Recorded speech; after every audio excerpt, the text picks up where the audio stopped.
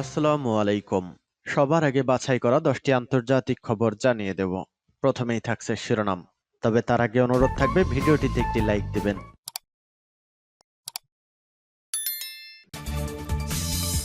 দখলদার ইসরায়েলি বাহিনী এবং ফিলিস্তিন পুরোদমে যুদ্ধ চলছে, যার জেরে মধ্যপ্রাচ্য থেকেই সূত্রপাত হতে পারে তৃতীয় বিশ্বযুদ্ধের। তবে বৈশ্বিক রাজনীতির পট পরিবর্তনের প্রভাবে কি এই যুদ্ধ থেমে যাবে, নাকি মার্কিন ইন্ধনেই শুরু হয়ে যেতে পারে তৃতীয় বিশ্বযুদ্ধ? দর্শক, আমাদের হাতে এসেছে সর্বশেষ ভয়ঙ্কর সব আপডেট আন্তর্জাতিক সংবাদ। প্রথমেই জানিয়ে দিব সংবাদ শিরোনাম। আমেরিকা নিজের দুর্বল হয়ে যাওয়ার কথা স্বীকার করেছে, বলছে ইরান। এরপর জানিয়ে দিব নবীজির রওজা জিয়ারতের নতুন নির্দেশনা দিল সৌদি। এদিকে ইরানের পারমাণবিক স্থাপনা পরিদর্শন করলেন আইএইএ প্রধান। এরপর জানিয়ে দিব যুদ্ধবন্ধে লেবাননের যে কোনো সিদ্ধান্তে সমর্থন দেবে তেহরান। আরও জানিয়ে দিব জেলেনস্কি এবার রাশিয়ার সাথে যুদ্ধ শেষ করতে চান। সর্বশেষ জানিয়ে দিব ভারতে বন্দুকযুদ্ধে 5 মাওবাদী নিহত। এতক্ষণ শুনছিলেন সংবাদ শিরোনাম, এবারে বিস্তারিত। তবে অনুরোধ থাকবে ভিডিওটিতে একটি লাইক করবেন এবং কমেন্ট করে জানিয়ে দিবেন কোন জেলা থেকে আপনি আমাদের এই ভিডিওটি দেখছেন। আমেরিকা নিজের দুর্বল হয়ে যাওয়ার কথা স্বীকার করছে, বলছে ইরান। ইরান বলেছে আমেরিকার হারানো গৌরব আবার ফিরিয়ে আনার যে ঘোষণা দেশটির নির্বাচিত প্রেসিডেন্ট ডোনাল্ড ট্রাম্প দিয়েছেন, তাতে বোঝা যায় দেশটি কতটা দুর্বল হয়ে পড়েছে। একই সাথে মার্কিন আধিপত্যের মোকাবেলায় একটি মুসলিম সেনাবাহিনী গঠন করারও প্রস্তাব দিয়েছে তেহরান। শুক্রবার ইরানের ইসলামী বিপ্লবী গার্ড বাহিনী বা আইআরজিসির সাবেক প্রধান কমান্ডার ও নীতি নির্ধারণী পরিষদের সদস্য মোহসেন রেজাই ইরানের উত্তর পূর্বাঞ্চলীয় শহর মাশহাদে এক অনুষ্ঠানে বক্তব্যে এ প্রস্তাব দেন। তিনি বলেন, ডোনাল্ড ট্রাম্প আমেরিকাকে আবার মহান করুন বলে যে স্লোগান দিচ্ছেন, তাতে বোঝা যায় দেশটি কতটা অপদস্থ ও দুর্বল হয়ে পড়েছে।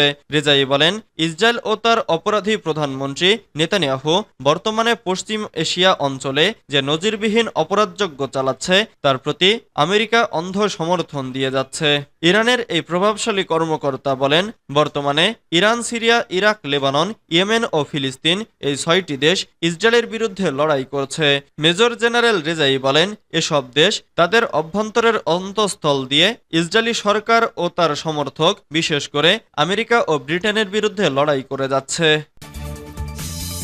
নবীজির রওজা জিয়ারতে নতুন নির্দেশনা দিল সৌদি। নবী সাল্লাল্লাহু আলাইহি ওয়াসাল্লামের রওজা জিয়ারতের স্বপ্ন লালন করেন বিশ্বের সকল মুসলমান। তবে রওজা জিয়ারতের নতুন নির্দেশনা দিয়েছে সৌদি আরব। কোটি কোটি মুসলমানের হৃদয়ের কেন্দ্রবিন্দু এ রওজা মোবারক। সম্প্রতি গলফ নিউজের এক প্রতিবেদনে এ তথ্য জানানো হয়েছে। সৌদি আরবের হজ ও ওমরা বিষয়ক মন্ত্রণালয় জানিয়েছে, এখন থেকে রাসূল সাল্লাল্লাহু আলাইহি ওয়াসাল্লামের রওজা জিয়ারতে আগাম অনুমতি নিতে হবে। এছাড়া বছরে একবারের বেশি জিয়ারতের সুযোগ পাবেন না আবেদনকারীরা। মন্ত্রণালয়ের ঘোষণায় বলা হয়েছে, রওজা জিয়ারতে ভিড় নিয়ন্ত্রণ ও অনিয়ম কমানোর জন্য এ নির্দেশনা দেওয়া হয়েছে। নতুন নির্দেশনা অনুসারে আগাম অনুমতি ছাড়া কেউ রওজা জিয়ারত করতে পারবেন না। আগের মতো অনুমতি ছাড়া এখন আর জিয়ারতের সুযোগ থাকছে না। মন্ত্রণালয় আরও জানিয়েছে, জিয়ারতের জন্য সময়ও নির্ধারণ করে দেওয়া হয়েছে। একজন ইবাদতকারী 1 ঘন্টার বেশি সময় পাবেন না। অন্যদের জন্য সুযোগ সৃষ্টি ও জনগণের চাপ কমাতে এবং সহজ ও সুশৃঙ্খল পরিবেশ তৈরির জন্য এ নিয়ম করা হয়েছে। নির্দেশনা অনুসারে মুসল্লিরা বছরে একবার জিয়ারত করতে পারবেন। মূলত বাড়তি সংখ্যক মুসল্লিদের জিয়ারতের সুযোগ করে দিতে এমন পরিকল্পনা করা হয়েছে। ইরানের পারমাণবিক স্থাপনা পরিদর্শন করলেন আইএইএ প্রধান।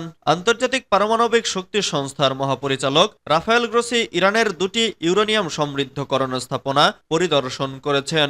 শুক্রবার 15 নভেম্বর তেহরান সফরকালে তিনি পরিদর্শন করেন। খবর তাসনিম নিউজের। বৃহস্পতিবার জাতিসংঘের পারমাণবিক প্রধান, ইরানের প্রেসিডেন্ট মাসুদ পেজেশকিয়ান, পররাষ্ট্রমন্ত্রী আব্বাস আরাকচি এবং ইরানের পারমাণবিক শক্তি সংস্থার প্রধান মোহাম্মদ ইসলামির সঙ্গে পৃথক পৃথক বৈঠক করেন। শুক্রবার গ্রোসির সঙ্গে ফোর্ডো এবং নাটানজে তেহরানে অবস্থিত দুটি ইউরেনিয়াম সমৃদ্ধকরণ স্থল পরিদর্শন করেন। গ্রোসি সফরকালে তার সঙ্গে ছিলেন IAEA এর ডেপুটি মহাপরিচালক এবং সুরক্ষা বিভাগের প্রধান মাসিমো আপারো, AEOI এর ডেপুটি বেহরুজ কামাল ভান্দি এবং ইরানের উপপররাষ্ট্রমন্ত্রী কাজেম ঘারিবাদি। বৃহস্পতিবার মন্তব্যে জাতিসংঘের পারমাণবিক প্রধান বলেন, ফোর্ডো ও নাটানজে পারমাণবিক স্থলে তার এই সফর অত্যন্ত গুরুত্বপূর্ণ হবে, কারণ এটি তাকে ইরানের পারমাণবিক কর্মসূচির উন্নয়নের একটি পূর্ণাঙ্গ ধারণা গঠনে সাহায্য করবে।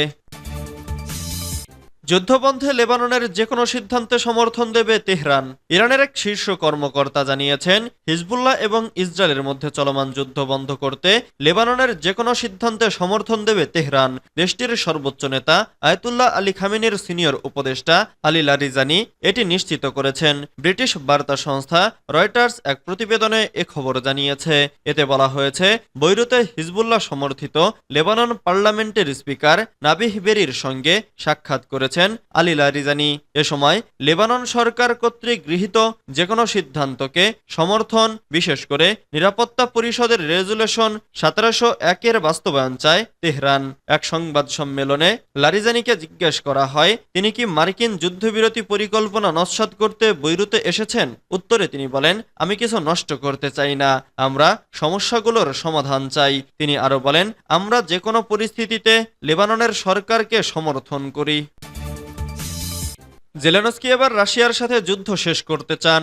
এবার রাশিয়ার সঙ্গে যুদ্ধের ইতি টানতে চান ইউক্রেনের প্রেসিডেন্ট ভলোদিমির জেলেনস্কি। তিনি এবার 2 বছরের বেশি সময় ধরে চলা এই যুদ্ধ কূটনৈতিক উপায়ে আগামী বছর শেষ করতে চান। শনিবার একটি রেডিও সাক্ষাৎকারে এসব কথা বলেন তিনি।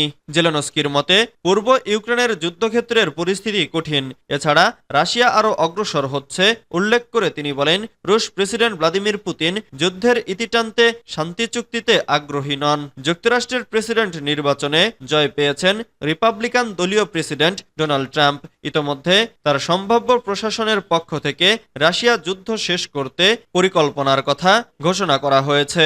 নির্বাচনের আগেই ট্রাম্প রাশিয়া ইউক্রেন যুদ্ধের অবসান চান বলে একাধিকবার মন্তব্য করেন।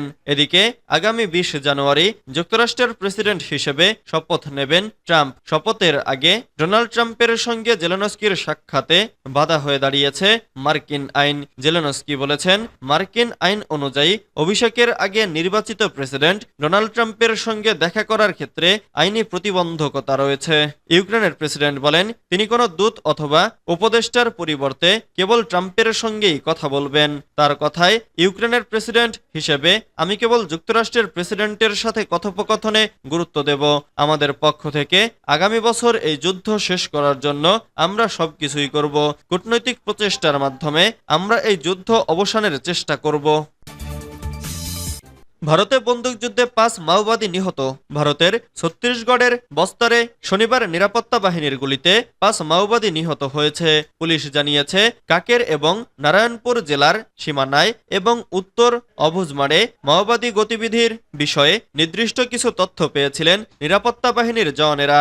সেই তথ্যের ভিত্তিতে পুলিশের reserve guard, special task force এবং বিএসএফ এর জওয়ানেরা যৌথ অভিযান চালান। সকাল 8টা থেকে শুরু হয় বন্দুকযুদ্ধ। বেশ কয়েক ঘন্টা ধরে দুপক্ষের সংঘর্ষ চলে। যৌথ অভিযানে অন্তত 5 মাওবাদীর মৃত্যু হয়েছে। বাজেয়াপ্ত হয়েছে বেশ কিছু অস্ত্র। মাওবাদীদের সঙ্গে গুলির লড়াইয়ে জখম হয়েছেন 2 জওয়ান। ওই অঞ্চলে আরো কোনো মাওবাদী লুকিয়ে রয়েছেন কিনা তা নিশ্চিত করে তল্লাশি অভিযান চালাচ্ছেন জওয়ানেরা।